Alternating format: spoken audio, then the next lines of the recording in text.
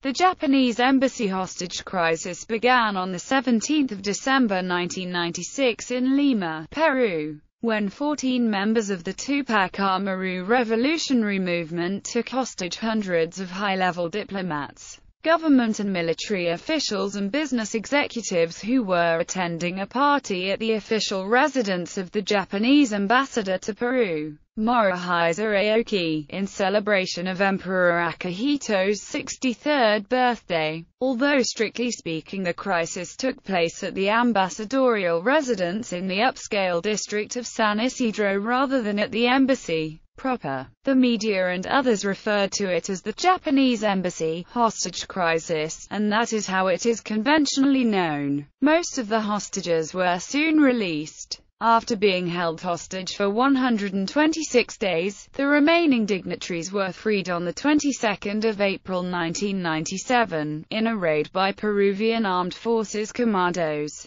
during which one hostage, 2 commandos, and all the MRTA militants were killed. The operation was perceived by most Peruvians to be a great success, and it gained worldwide media attention. President Alberto Fujimori initially received much credit for saving the lives of the hostages. Reports have since emerged alleging that a number of the insurgents were summarily executed after surrendering. These findings have prompted civil suits against military officers by relatives of dead militants. In 2005, the Attorney General's office in Peru allowed the charges and hearings were ordered. After public outcry in defense of the commandos and after military judicial review, all charges were dropped. However, as of 2012, investigations involving the Inter-American Court of Human Rights, referred to the Inter-American Court of Human Rights, were pending. Hostage crisis.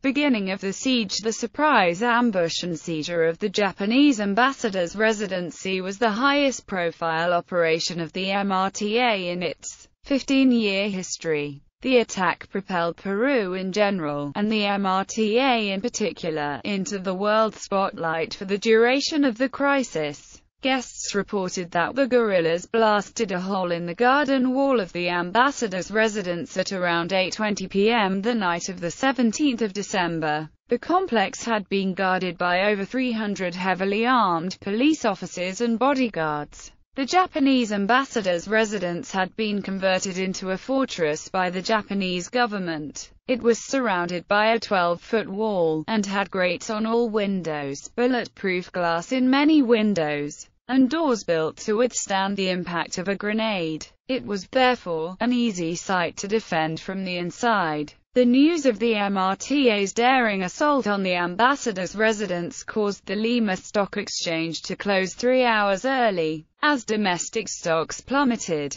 One newspaper political columnist commented, "It is a setback of at least 4 years. We've returned to being a country subject to terror." The news came during a period of low popularity for President Fujimori, who had until then been credited with restoring peace to the country after terrorist activity largely ceased through the country during his first presidential term. The government's reaction. On the 22nd of December, Fujimori made his first public announcement on the hostage-taking. In a televised 4-minute speech he condemned the assailants, calling the MRTA assault repugnant, and rejecting the MRTA's demands in their totality. He did not rule out an armed rescue attempt, but said that he was willing to explore a peaceful solution to the situation. He also publicly indicated that he did not need help from foreign security advisors. Following speculation circulated that Peru was turning to foreign governments for assistance, Fujimori made his speech shortly after MRTA leader Nestor Serpa Cartolini announced that he would gradually release any hostages who were not connected to the Peruvian government. During the months that followed, the rebels released all female hostages and all but 72 of the men. Demands. In the days immediately following the takeover, the International Committee of the Red Cross acted as an intermediary between the government and members of the guerrilla group. Among the hostages were high officials of Peru's security forces, including Maximo Rivera, the chief of Peru's anti-terrorist police, DIRCOTE, and former chief Carlos Dominguez. Other hostages included Alejandro Toledo, who later became president of Peru, and Javier Diaz-Canseco, a socialist politician Peruvian congressman. The 24 Japanese hostages included President Fujimori's own mother and younger brother. The insurgents made a series of demands: the release of their members from prisons around Peru, a revision of the government's neoliberal free market reforms. They singled out Japan's foreign assistance program in Peru for criticism, arguing that this aid benefited only a narrow segment of society. They also protested against what they claimed were cruel and inhumane conditions in Peru's jails. Leftist politician Javier Diaz-Canseco was among the 38 men who were released very shortly after the hostages were taken. He defended the MRTA and called for the government to negotiate a settlement. Diaz-Canseco said that the hostage-takers are 18 to 20 years old, maybe 21. They're a group of special forces, commandos. I think they're young men who want to live. They don't want to die. Upon being freed, Alejandro Toledo said that what the MRTA really wanted was an amnesty that would allow its members to participate in public life. He said that any attempt to rescue the hostages by force would be insane, as they were armed to the teeth. Rooms in the building, he said, were wired with explosives, as well as the roof. He added that the terrorists had anti-tank weapons and wore backpacks that were filled with explosives that could be detonated by pulling a cord on their chest. Negotiations in search for a peaceful solution. Fujimori appointed a team to hold talks with the MRTA, including the Canadian ambassador Anthony Vincent, who had briefly been a hostage, Archbishop Juan Luis Cipriani, and a Red Cross official. Fujimori even talked with the Cuban leader Fidel Castro, raising media speculation that a deal was being worked out to let the MRTA guerrillas go to Cuba as political exiles. However, it was reported on the 17th of January that negotiations with the MRTA had stalled. In early February, a new squad of Peruvian troops with heavy equipment took over the embassy vigil. They played loud military music and made provocative gestures to the rebels, who unleashed a burst of gunfire. This prompted the Prime Minister of Japan, Yutaro Hashimoto, to publicly urge Peru to refrain from taking any unnecessary risks that could endanger the hostages' lives. Japanese leaders pressured Fujimori to reach some sort of negotiated settlement with the Túpac Amaru rebels in order to ensure the hostages' safe release. Fujimori subsequently met Hashimoto in Canada. The two leaders announced that they were in agreement on how to handle the hostage situation but provided few details. On the 10th of February, Fujimori traveled to London, where he announced that the purpose of his trip was to find a country that would give asylum to the MRTA group. Observers noted that his request that the MRTA group be given political asylum contradicted his previously stated position that the MRTA were not guerrillas but terrorists. On the 11th of February, Fujimori declared that Peruvian prisons are built in accordance with international standards for terrorists. He also attended business meetings, which he described to his domestic audience as an exercise in reassuring the international investors. The military solution. In February, Peruvian newspaper La República reported the existence of a secret government intervention plan involving the direct participation of U.S. military forces. The plan was reportedly devised by Peru's Army Intelligence Agency and submitted to Fujimori. On the 17th of February, the New York Times wrote, "United States participation in the assault is crucial, according to the plan," which said that the commandos would come from the Peruvian Army's School of Commandos and the United States Southern Command. Based in Panama, the MRTA called off the talks with the government in March when they reported hearing loud noises coming from beneath the floor of the residence. Peruvian newspapers confirmed the MRTA suspicions, reporting that the police were digging tunnels underneath the building. The police tried to cover up noise from the digging by playing loud music over loudspeakers and carrying out noisy tank maneuvers through the nearby streets. According to the New York Times, Canadian Ambassador Anthony Vincent stated, in hindsight, some believe that the Commission of Guarantors, of which he was a member, had served as little more than a cover to give Fujimori time to put in place the physical and political elements for a raid. He believed that both sides were close to settlement when Fujimori opted instead for a military assault. Operation Chavandawanta. Preparations. In preparation for the raid, one of the hostages, Peruvian Navy Admiral Luis Giampietri, who was an expert on intelligence and command operations, was secretly provided with a miniature two-way radio set and given encrypted instructions to warn the hostages 10 minutes before the military operation began, telling them to stay as far away as possible from the MRTA members. Light-colored clothes were systematically ferried into the hostages, so that they could be distinguished easily from the dark-clad insurgents during the planned raid.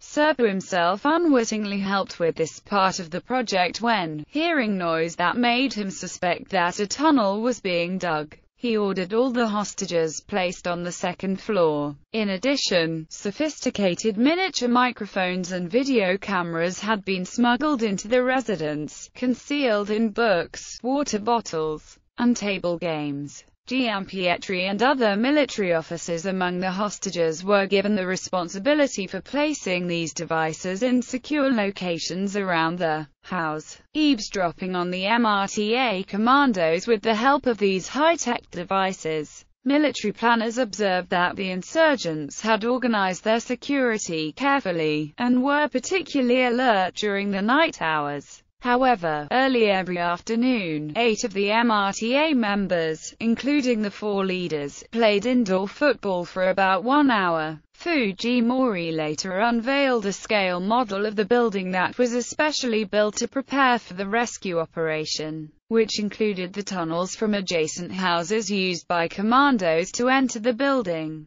Special Forces raid on the 22nd of April 1997, more than 4 months after the beginning of the siege. A team of 140 Peruvian commandos, assembled into a secret ad hoc unit given the name Chavandawanta, mounted a dramatic raid on the residence. At 15:23:00 that afternoon, Operation Chavandawanta began. 3 explosive charges exploded almost simultaneously in 3 different rooms on the first floor. The first explosion hit in the middle of the room where the soccer game was taking place, killing 3 of the hostage-takers immediately, 2 of the men involved in the game, and 1 of the women watching from the sidelines. Through the hole created by that blast and the other 2 explosions, 30 commandos stormed into the building, chasing the surviving MRTA members in order to stop them before they could reach the second floor. 2 other moves were made simultaneously with the explosions. In the first, 20 commandos launched a direct assault at the front door in order to join their comrades inside the waiting room, where the main staircase to the second floor was located. On their way in, they found the 2 other female MRTA militants guarding the front door. Behind the first wave of commandos storming the door came another group of soldiers carrying ladders, which they placed against the rear walls of the building. In the final prong of the coordinated attack, another group of commandos emerged from 2 tunnels that had reached the backyard of the residence. These soldiers quickly scaled the ladders that had been placed for them. Their tasks were to blow out a grenade-proof door on the second floor, through which the hostages would be evacuated, and to make 2 openings in the roof so that they could kill the MRTA members upstairs before they had time to execute the hostages.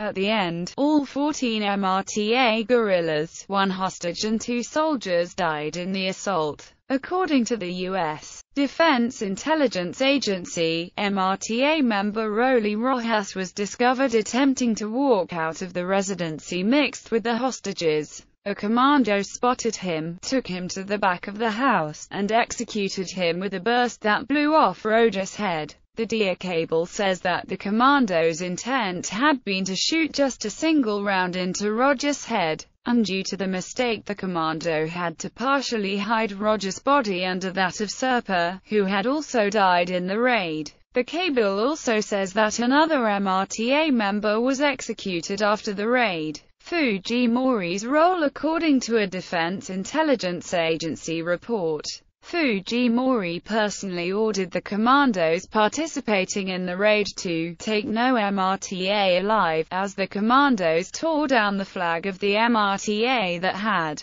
been flying at the roof of the embassy. Fujimori joined some of the former hostages in singing the Peruvian national anthem. Peruvian TV also showed Fujimori striding among the dead guerrillas. Some of the bodies were mutilated. Fujimori was famously photographed walking past the bodies of Serpa and Rojas in the main staircase of the residence, and Rojas' destroyed head is noticeable in the photograph. Shortly thereafter, President Fujimori was seen riding through Lima in a bus carrying the freed hostages. The military victory was publicized as a political triumph and used to bolster his hardline stance against armed insurgent groups. His popularity ratings quickly doubled to nearly 70%, and he was acclaimed a national hero. You had to live in the climate of the time. The operation was so successful that there was no opposition. Peruvians loved it, said historian Luis Jochimowitz, author of a biography of Fujimori. Reflecting on the raid a few days afterwards, Antonio Cisneros, a leading poet, said it had given Peruvians a little bit of dignity. Nobody expected this efficiency, this speed. In military terms it was a first-world job, not third-world. Fujimori also took personal credit for the operation. In an interview with the 17th of December 1997 edition of El Comercio, Fujimori stated that shortly after the embassy residence was seized, he had planned the operation together with the National Intelligence Service headed by Julio Salazar and Vladimiro Montesinos, and the Joint Command of the Armed Forces under Army Commander General Nicolas de Barry Hermosa Rios. MRTA corpses detained when the operation was over. The bodies of the guerrillas were removed by military prosecutors. Representatives from the Attorney General's office were not permitted entry. The corpses were not taken to the Institute of Forensic Medicine for autopsy as required by law. Rather, the bodies were taken to the morgue at the police hospital. It was there that the autopsies were performed.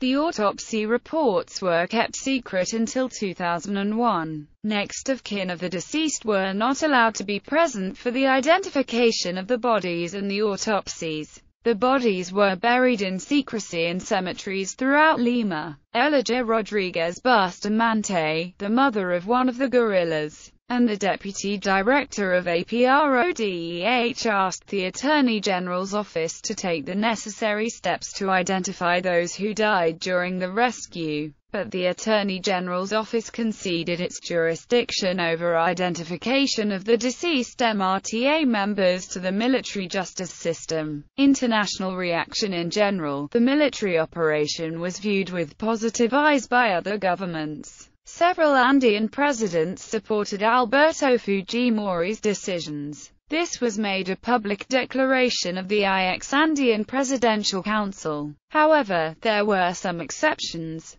On the 25th of April there were protests at the Peruvian embassy in Santiago, Chile. Riot police tear-gassed demonstrators and pushed them to the ground outside the embassy. Some protesters told television reporters, "We absolutely reject these acts of such cruelty, which should never happen again." On the same date, the Chilean Ministry of Foreign Affairs declared, "The Chilean government has manifested its satisfaction with the outcome of this crisis." It is true that we must regret the death of several human lives, but it is also important to acknowledge that there was no other possible outcome. In Mexico City on the 23rd of April, scores of people gathered at the Peruvian embassy to protest. Demonstrators hurled red paint and tomatoes at the building, shouting, "Fujimori murderer," and "Latin America is in mourning." On the 28th of April, an article in the New York Times commented on the government's dependency on the military, describing Fujimori Montesinos and Armed Forces head Gen.